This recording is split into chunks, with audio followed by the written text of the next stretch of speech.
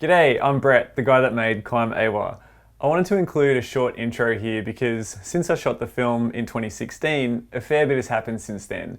So stick around for the end for an update as of late 2017. For now, the story begins with an American climber who lived on the island several years before we got there. I was bored with my life in the States and just wanted to try something different. I applied to a number of jobs, and the Peace Corps came back to me and said, how about business advising in the South Pacific? I was like, sweet, all right, let's go. But I have one condition. The condition has to be, there's gotta be rock. Like if you send me to a country that there's no rock, I'm going to leave. And so when I got the invite to the Kingdom of Tonga, I got on Google Earth, which had just opened up, a year or two before that, and just started fishing through it and looking at everything. And I'm like, okay, Awa is where I want to live. There's rock everywhere, but Awa is where I want to live. And I got lucky enough to do it. I first heard about climbing on Awa just through the grapevine. I think a returning climber returned to New Zealand and mentioned I'd seen these amazing cliffs in Tonga. And then I heard about a chap called Jason, an American Peace Corps volunteer that had spent 2 years on the island, who had actually documented the cliffs. So I looked him up and got in contact with him, and he sent me this PDF that he had put together, and I was instantly, impressed by the photos and by the fact that, he seemed so sure that there was great climbing potential on Awa. The whole east ridge line of Awa is just a massive limestone cliff with all sorts of different spots that you can climb. It was both really magical and really torturous to be the only climber in the country. About a third into my service, I came home for a visit, and I brought probably 70 kilos of climbing equipment back with me because I realized what was available. I brought my static lines, my dynamic lines, my drill, everything I brought back. And still I was the only climber. So, I had the chance to abseil and check out a bunch of the rock and do some exploration, but never actually climb, which is frustrating.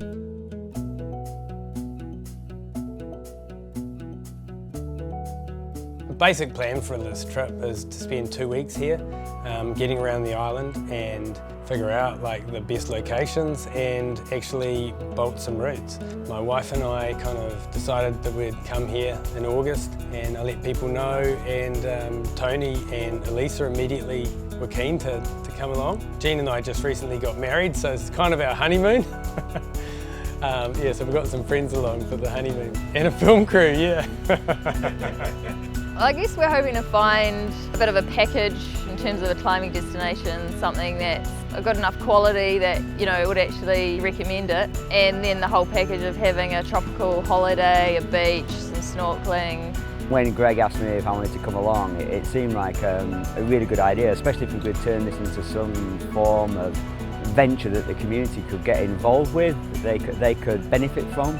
Climbing in Awa has come up at least once a year since I've left, and it's either the Ministry of Tourism or one of the tourism businesses that says, hey, there's a climber that came through, wants to talk to you about this stuff. And nobody's had the wherewithal to put it together because it's a pretty massive undertaking. I guess we did do quite a bit of planning for this trip. A lot of that was around trying to get local contacts, but we were really looking to try and get in contact with people from local authorities or the Ministry of Tourism, and actually trying to just understand who was in a position to give us permission to climb here in Awa. To me, the best way to do this would be to establish lines that everybody can get on. Really, Fungafue is the easiest to access.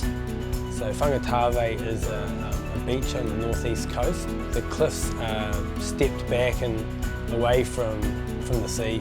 Arriving at Awa, however, we started our trip staying at the Ovava Tree Lodge, and the guy that runs it, Latani, he recommended that we go and see the government representative here, and the government rep was able to give us permission to climb in all of Awa apart from the Fungafue area, which was our prime objective really. So a kind of a mixed result initially. It was a bit disappointing to be told no, we needed permission, the King's permission to climb at Fungafue. We decided that we'd check out another area that Jason had recommended, and taken a photo of, which looked really quite amazing, like a photo that captured my imagination the first time I saw it. When we dropped the ropes over and went down, it was gobsmacking. I mean, it's hard to believe. You know it's over 50 metres, but when you drop the rope down and it's roughly 80 metres, and then when you get to the bottom, you're 12 metres away from the bottom of the cliff, it makes it all kind of difficult. But it was a good experience. I mean, it looks superb. The wall to the left of the bow looks absolutely incredible, and will have a lot of really good routes on it, but they will not be for the consumer climber. Bowl of Cliffs is just a stunning area. I mean, you've got wild horses running around up the top, and they're just really beautiful, and it's just like this grassy flat bit, and then it just drops away into the ocean with just stunning rock. There's some potential there. It's a bit more full on. The climbing will be more technical, it's more committing. There's a bit of potential, but not as much variety as I think we might find elsewhere on the island. We decided we'll start looking elsewhere because just a single route on that wall is going to take up, close to half of our bolts. So we're going to go to Fungafue just to have a look tomorrow. I don't know, I wouldn't say I feel optimistic at this point. I can imagine it could still turn out to be, a good location, but how difficult is it to get the King's permission to climb at his beach? I don't know, and we still haven't been there to verify that the rock climbing kind of potential was as good as Jason suggested. So I guess at this point, fingers crossed, we'll go and check it out. Finding out about Aowa just seemed too good to be true, really.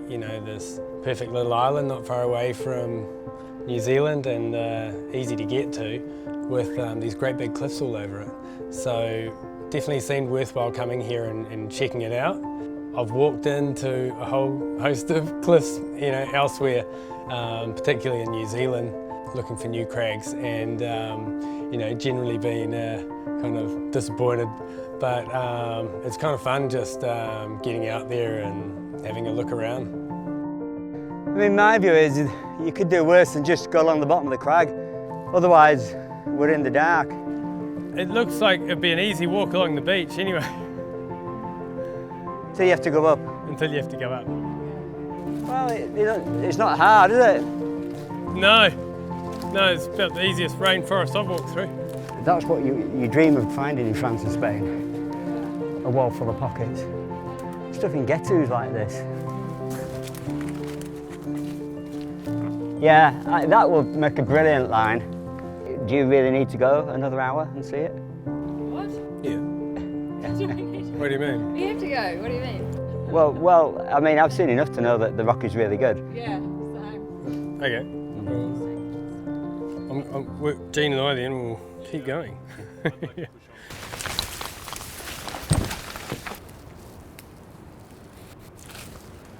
Not too vegetated either. Oh, there's a parrot. I saw some kind of animal running down here, like maybe it was a pig or something. Oh, that looks good. Sweet. It looks perfect. It is. It's just beautifully, slightly overhung, pocketed limestone. Yeah, featured enough, eh? Yeah, but it's still featured like enough. some slopery stuff, so. I mean, Not a pushover. yeah, I mean, I wouldn't expect that would be too difficult, but really fun. How it flows down there, it looks so Maybe good. further over, it looks maybe a bit blanker, a bit more difficult. And it looks like it goes pretty much all the way to the top without that darker grey stuff that's kind of sharp. That looks, whole wall looks good. You can easily put a track up here. Oh, that looks just zero cleaning, freaking pleasantly rounded holds. Wow, that's quite a relief. Yeah, to find like, there is actually good quality rock, like super compact quality rock. Doesn't look sharp at all. Featured like just the right amount probably.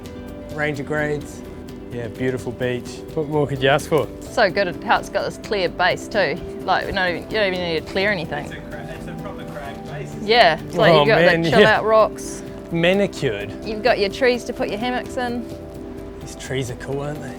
Looks like a nice, really nice rock just right behind that tree there. Yeah, yeah. And up over yonder, that light coloured rock. Guess we should check out just what's around the corner too. Yeah, let's walk around. Kind of more anxious now about the King's permission, you know? Like, oh shit, knowing that it's really good rock is. And look at that beautiful street rock up there. Yeah, that street line, eh? You go through all that cave, super featured overhung jungle gym. It's like better than I thought. That's better than I thought it might have been. There's a start boulder for you. Yeah, what a cool way to start. Smooth, crystalline kind of limestone. Awesome. So we're gonna track to a coordinate at the base of one of the climbs that we've looked at previously, and just maybe set up an anchor and wrap and take a bit of a look. My opinion is super crazy, dude. So I've just been down and back up and overhanging grade 20. Nice. Two 35-metre pitches. Wow. It looks awesome. Yeah. And no cleaning. You get to a dirty looking bit of rock that's got all this green streak down it, and it's just rock solid. There's nothing, there's no slime, there's no nothing. It just grips. It's just where there's a bit of seepage sometimes. It's like a green calcification. Amazing. It's about 20 degrees overhung and really quite juggy, so it could be quite moderate grades, but it'd be quite outrageous climbing, I think, for the grade. Fungafue, it just looks to be so extensive that establishing 100 routes there would not really be a problem, and you still have scope to keep going. I think for this to get off the ground, access to Fungafue is really important. Without it, then I don't think it'll really happen. We got in contact with the Tourist Association of Ewa and talked about, you know, what some of the benefits could be to Ewa. On our behalf, they've contacted the Secretary of the King, because we need to get the King's permission to climb at Fungafue. The Secretary has just come back and said, it sounds like okay, we could do an exploratory climb, which is exactly what we want to do on this trip, so that's awesome. You know, it's about increasing the size of the pie. So, you know, when I left, I think there was about 2,200 visitors a year that were coming to the island. And so if climbing takes off because of how close it is to New Zealand, mostly, and Australia, I would bet that they could get 500 climbers easily coming through, just because it's a whole other area and it's a 3-hour flight from Auckland. Like, it's just super close. The people we've met here have been so helpful. It's been great to be in such a location with whales on your doorstep. I think we've seen whales every day since we came, including the day on the boat coming over. I think it's just an awesome place. You know, one of the real features about being here is that it's not just climbing. There's so much potential for adventure here. It'd be amazing to see it be developed but not ruin the culture or, you know, change the whole culture of the island, because part of what's so charming about it is that it's just Tonga. It's just a village with people living their everyday lives.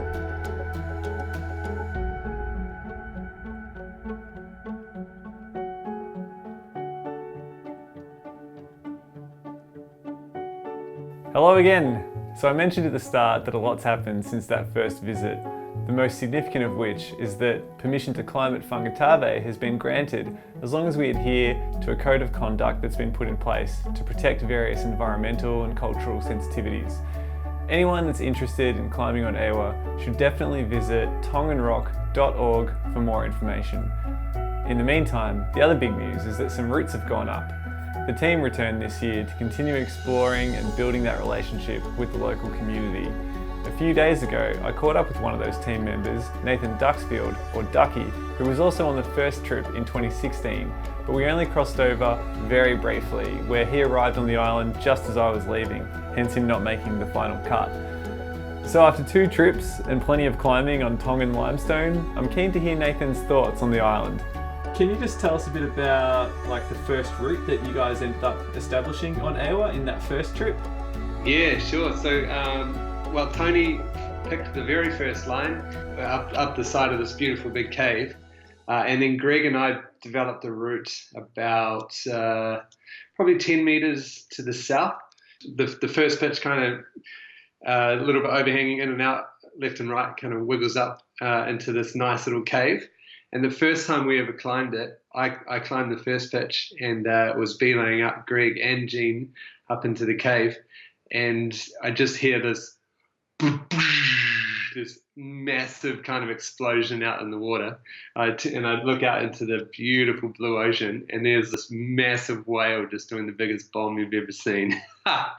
So that's why we called that wall Whale Wall. And because the holds are pretty big and kind of juggy, big kind of whale holds, and then there's whales playing right behind you as you climb. It's just so beautiful. I'm guessing that left you pretty hungry for more routes on that wall?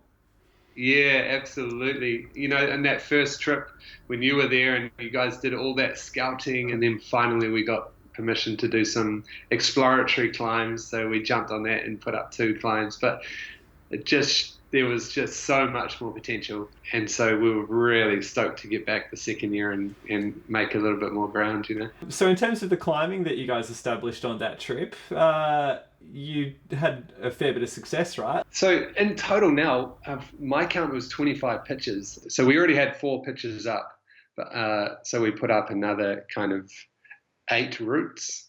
One of them being a 3-pitch route called Skywalker. It's really gymnastic, really kind of long moves on steep rock through the roof above this cave. But it's really easy grade, like it's probably maybe 20, 19, something like that. Like all of our grades so far are between 17 and 24, I think. So in terms of finding some harder stuff in the high 20s around the Fungafue area, do you reckon there's definitely some potential for that though, or? Jean has eyed up this one line that looks like the top pitch of it could be really hard. We haven't bolted that yet. That hasn't been climbed yet. But yeah, there's definitely some potential for sure. And then like you can just walk and walk and walk. Further south you go, the more rock you find, you know. I mean, now we've only got, 25 pitches, 10 to 12 routes or something like that established. But yeah, there is miles of rock, and I think it's an amazing climbing destination, but more than that, it's an amazing kind of adventure destination. Like there's so many other sports to do there as well, you know. I hope that it stays moderately, not too overdeveloped, kind of like Fiji's got these big resorts everywhere, no one really wants that.